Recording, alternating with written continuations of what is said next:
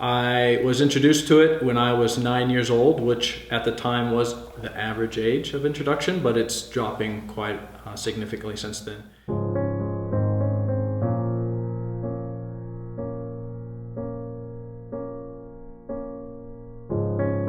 My name is Tyson Hodge, and I'm a male, which means I struggle with pornography, just like the high percentage of most males, even Christian males. And I even know it's a growing percentage with females as well. So I dealt with pornography all the way into college, and it was, of course, a struggle. It's becoming common knowledge that pornography affects the brain a lot like addiction, and it was an addiction that I really struggled with and couldn't get out of. I kept it hidden because, of course, I was going to church and couldn't let people know. And I was going to youth group, and I had to look the part and play the part and make sure everything was good there. And so I remember in high school really proactively trying to shake this addiction and trying to do it on my own and doing everything I thought I needed to do to stop it. And it only stuck around, and it only got worse.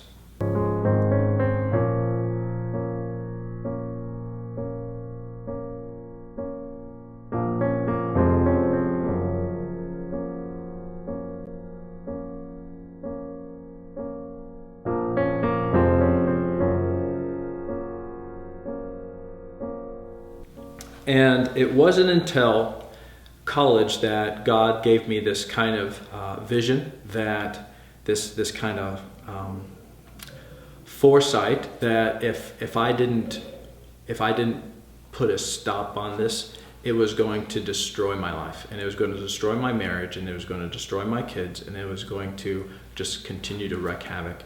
And so really it was fear of that godly fear that gave me the courage, the desperateness to go and confess to somebody.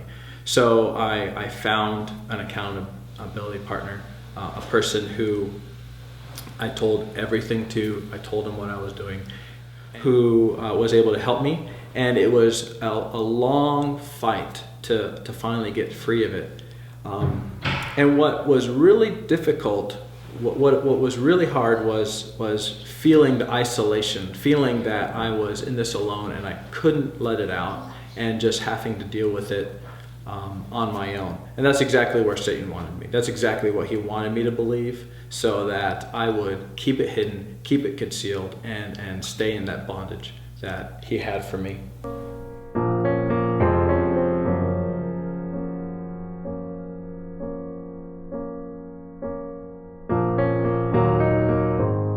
So finally, where God came into the story was when I really believed his word and really believed in confession, and that it was for me, and that confession was necessary, and the body of Christ was necessary for me to get help in fighting the sin and overcoming what Satan had put me in, the bondage Satan had put me in.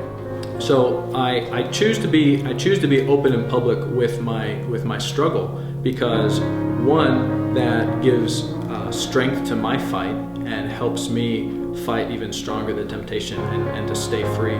But two, because I want to be able to communicate to those who are in the battle themselves and struggling by themselves, who are believing the lies of Satan, that they have to do this on their own and they have to keep it hidden. When you bring it out and confess and seek accountability and help with the body of Christ, that's when freedom comes.